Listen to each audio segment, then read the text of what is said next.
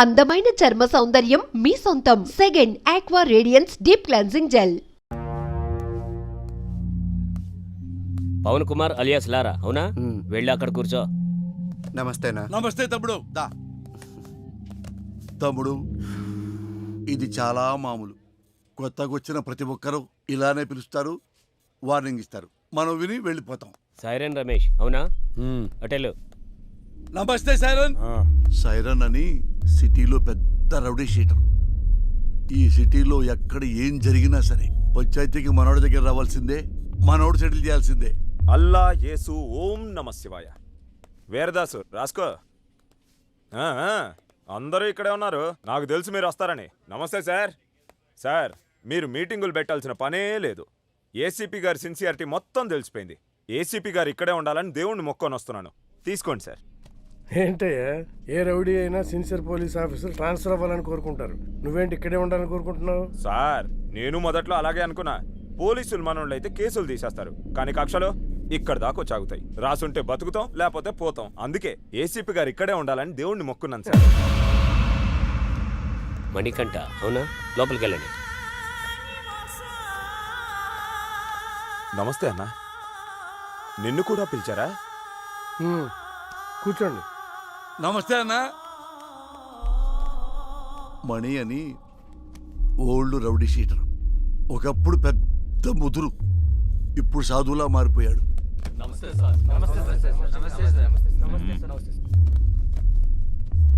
అందరూ వచ్చారా? సార్, రాజు అని అతను రాలేదు సార్. రాజు వాళ్ళ ఎంపీతో మాట్లాడిస్తాడంట. ఎంపీనా? ఎంపీ ఎవడు? గంటలో ఇక్కడ ఉండాలి సార్. వెళ్ళండి. సార్, ఏంటి ఇంతమంది?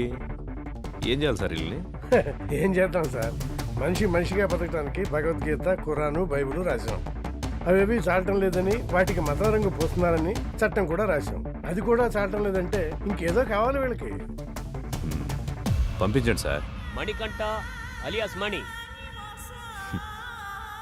దాదాపు 10 సంవత్సరాలు, 9 మర్డర్ కేసులు, 6 అటెంప్ట్ మర్డర్ కేసులు, 15 సెటిల్మెంట్ కేసులు, అన్నీ వదిలేసి ప్రశాంత జీవితం. ఎలా అనిపిస్తుంది ఇప్పుడు? ఇప్పటిదాకా ఎలా బ్రతకగలిగానా అనిపిస్తుంది సార్. అప్పుడేదో ఆవేశంలో ఏదో సాధిద్దామని కత్తి పట్టుకొని తిరిగాను. వెనక్కి తిరిగి చూసుకుంటే ఒంటిపై ఘాట్లు తప్ప, సమాజంలో పగ తప్ప ఏం మిగల్లేదు. మరి సడన్గా ఇంత మార్పు ఏంటి? 3 సంవత్సరాల క్రితం 10వ తరగతి చదివే నా కూతుర్ని ఎగ్జామ్స్ రాయించడానికి తీసుకెళ్తుంటే అటాక్ చేశాను.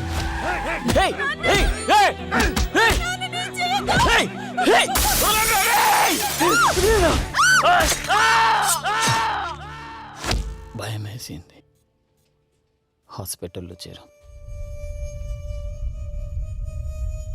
వాళ్ళు ఎందుకు పొడిచారు నాన్న? నా కూతురు అడిగింది. దానికి నా దగ్గర సమాధానం లేదు. మొత్తం 29 కేసులు, 25 కేసులు కొట్టేశారు.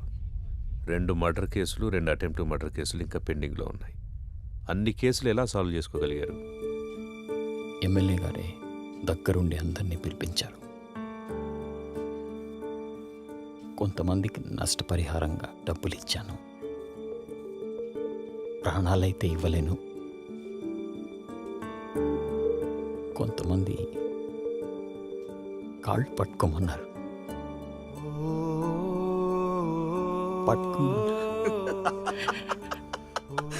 మణిగాడు నా కాళ్ళు పట్టుకున్నాడు. రే, మణిగాడు నా కాళ్ళు పట్టుకున్నాడు. మణిగాడు నా కాళ్ళు పట్టుకున్నాడు. బతుకు పోరా నా కొడక్క. ఇంకొంతమంది నేను నా ప్రాణాలు కావాలన్నా వదిలేస్తామా? వాడు కాళ్ళు పట్టుకుంటే వదిలేస్తామా? వద్దు, వాడి ఊపిరి కావాలి.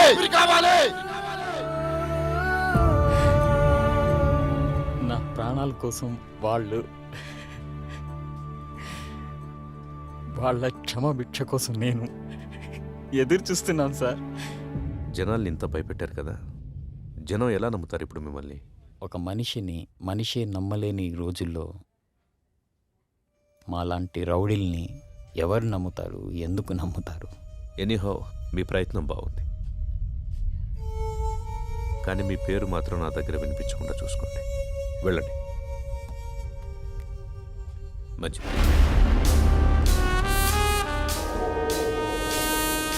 వీడు చూపేంట్రా ఇంత తేడాగా ఉంది. చూడు ట్రాక్ రికార్డ్ ఎట్టు విందో. 6 మర్డర్లు, 8 కిడ్నాపులు, 4 అటెంప్ట్ మర్డర్లు, గత 4 సంవత్సరాల నుంచి దాదాపుగా 20 సెటిల్మెంట్ కేసులు. ట్రాక్ రికార్డ్ బాగానే మెయింటైన్ చేస్తున్నావు. ఎన్ని కోట్లు సంపాదించావేంటి? బాగానే సంపాదించాడు. బయటికి వెళ్తే ఎవడు చంపుతాడోనని 24 గంటలు ఇంట్లోనే దాక్కునేంత భయాన్ని సంపాదించాడు. నాకు బతకడానికి గవర్నమెంట్ జీతం ఇస్తుంది, నీలాంటి వాడిని చంపడానికి గన్స్ ఇస్తుంది. నీకేది కావాలో నేనేది వాడాలో నువ్వే డిసైడ్ చేసుకో. అర్థమైందా? పో. చెప్పింది అర్థమైందిగా. లారా ఇంటర్ స్టేట్ సెకండ్. ఇప్పుడిప్పుడే సెటిల్మెంట్లకు అలవాటు పడుతున్నావు, అవునా? సెటిల్మెంట్ అంటే ఒకడిని సమస్య నుంచి బయటపడేసి బతుకుదారి చూపించడం. మరి నువ్వేంట్రా వాడెవడికో బతుకుదారి చూపిస్తూ నువ్వు చావుదారి వెతుకుంటున్నావు. మరి నీ సెటిల్మెంట్ ఎవడు చేస్తాడరా? సార్ రాజు సార్. ఎంపీ ఎవడరా? ఎంపీ ఎవడో? సార్ అది కాదు సార్. ఎంపీ గురించి అడిగితే ఎంపీ గురించి మాత్రమే చెప్పు. వీని లాస్ట్కి తీసుకురండి. సార్ పదా. ఇప్పుడు నీకు నేనేం చెప్పినా అర్థం కాదు.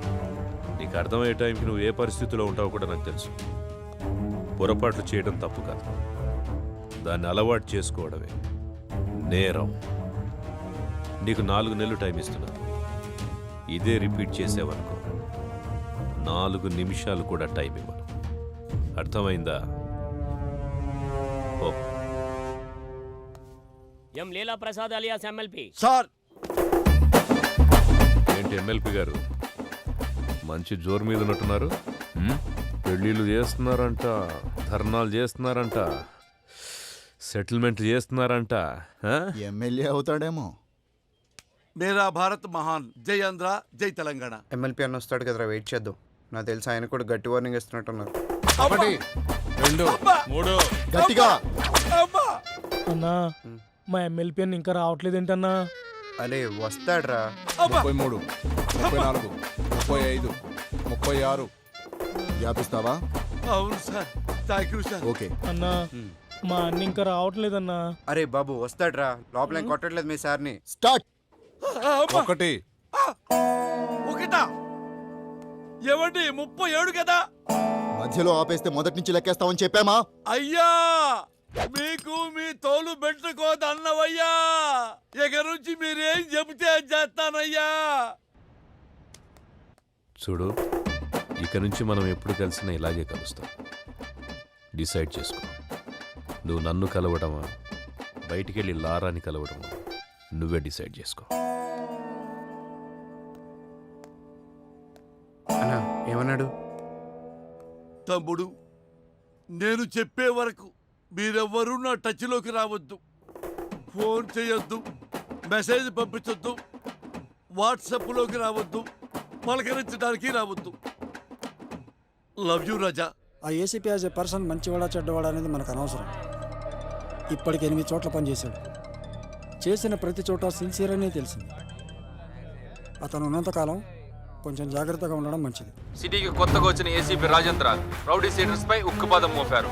రాత్రి 10 గంటలు దాటితే రోడ్లపై ఎవరూ కనబడకూడదని హుకుం జారీ చేశారు. ఏసీపీ విషయంలో రాజకీయ నాయకులు సైతం జాగ్రత్తగా నడుచుకుంటారు. మనం ఏది నమ్ముతామో అదే మన జీవితం. కానీ ఆ నమ్మే సందర్భాన్ని కరెక్ట్గా ఎంచుకోవాలి. లేదంటే ఆలస్యం అమృతం విషమైనట్టుగా ఒక్కొక్కసారి మంచి కూడా చెడుగా కనిపిస్తుంది. సిటీలో రౌడీ షీటర్స్ అందరూ ఏసీపీ సిన్సియారిటీని నమ్మి వెనక్కు తగ్గారు. ఒక్క లారా తప్ప. కాల్ చేయి.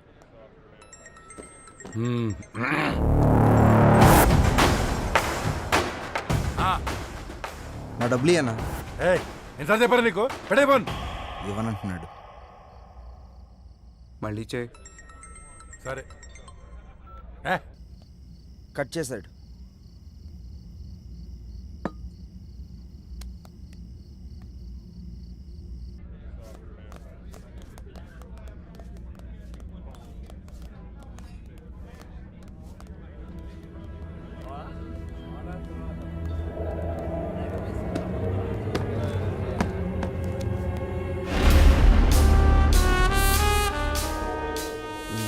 మొత్తం 4 లక్షలన్నా.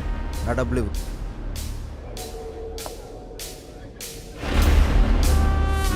ఇందాకేదో చెప్తున్నావు. అదే అన్న బాలి గురించి. అన్నా అతని డబ్బులు అతనికి ఇచ్చే.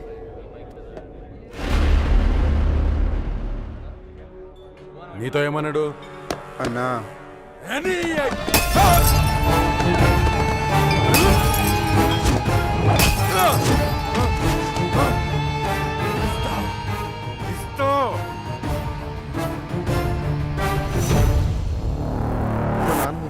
తేడా వస్తే మీ నాన్నకి బదులు నేను వేస్తాం సెల్లు. హలో, గొడవనా? నీకు చెబితే అర్థం కావట్లేదా? ఆ సరే నన్ను ఎందుకు కొట్టావు? ఆ ఏసీపీకి తెలిస్తే నిన్ను వదులుతాడు అనుకుంటున్నావు? అరెస్ట్ చేస్తే చేసుకొని మనం చూసుకుందాం. ఏంటి నువ్వు నేను చూసుకునేది? నేను స్టేషన్లో కూర్చోబెట్టి మర్యాదలు చేయడానికి ఆ ఎస్ఐ లాంటి అవినీతి పరుడు కాదు. ఒక్కసారి నిన్ను స్టేషన్కి తీసుకెళ్లి కూర్చోబెట్టాడంటే 1/2 గంటలో ఆ సైరన్ గాని కొట్టిన విషయం నీతోడు చెప్పిస్తాడు. సరే, ఇప్పుడు ఏం చేద్దాం అంటావు? అది చేసే ముందు అడగాలి. 4 రోజులు అక్కడికన్నా వెళ్ళి దాక్కోండి. అంతకు మించి ఇప్పుడు ఏం చేయలేం. నేను ఫోన్ చేసేంత వరకు బయటికి రాకండి. జరుగు.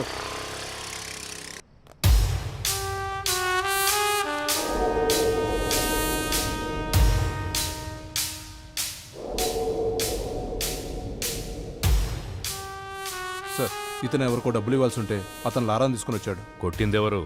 లారా. పట్టుకోండి. రేమా, నేను ఒక 4 రోజులు సిటీ అవుట్స్కట్స్లో ఉంటున్నాను. ఎవ్వరూ నాకు డైరెక్ట్గా ఫోన్ చేయకండి. ఏదైనా ఉంటే డైరెక్ట్గా వచ్చి కలవండి. ఓకేనా? అర్థమైందా? అర్థం అవ్వట్లేదా నీకు? ఏసీ సిన్సియర్ అని చెప్తుంటే అర్థం అవ్వట్లేదా నీకు? ఆ ఎస్ఐ గారిని చూడలేదా? వీడు అలాంటి ఒక పోలీసే. కొత్తలో వచ్చినప్పుడు అందరూ ఇలాగే నటిస్తారు. ఒక్క 6 నెలలు చూడు, 6 నెలలు చూడు, అప్పుడు అర్థం అవుతుంది. ఇంతేనా?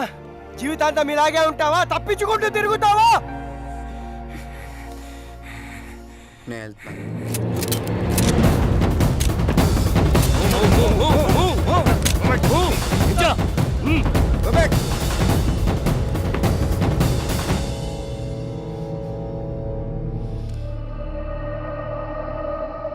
వాళ్ళని వదిలేయండి, నేను వస్తాను.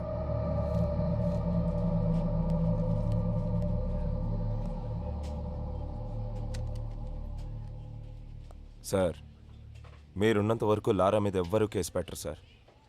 ఎందుకంటే మధ్యలో ఎమ్మెల్యే వీరభద్రం ఉన్నాడు.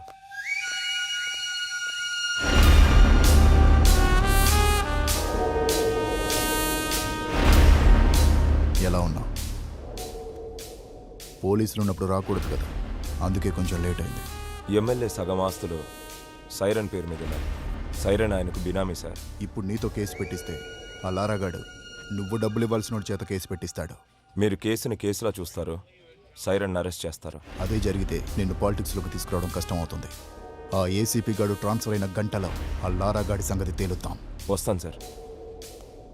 టేక్ కేర్, నేను చూసుకుంటాను. అన్నా, మనం సైలెంట్గా ఉంటే వాడికి చేతకాని వాళ్ళ కనబడుతున్నాం. వాడిని వదిలేస్తే ఇలానే ఎగిరెగిరి పడుతూ ఉంటాడు. వాడికి గట్టిగా అటాక్ ఇస్తేనే మన జోలికి రాకుండా ఉంటాడన్నా. బాలరాజు, తెలివైన వాడిని నమ్మకంతో కొట్టాలి, తెగించిన వాడిని అదును చూసి కొట్టాలి. మనకి ఒక అవకాశం వస్తుంది. సార్, వీడిని డీల్ చేయడం ఇలా కాదు సార్, పంపించేయండి.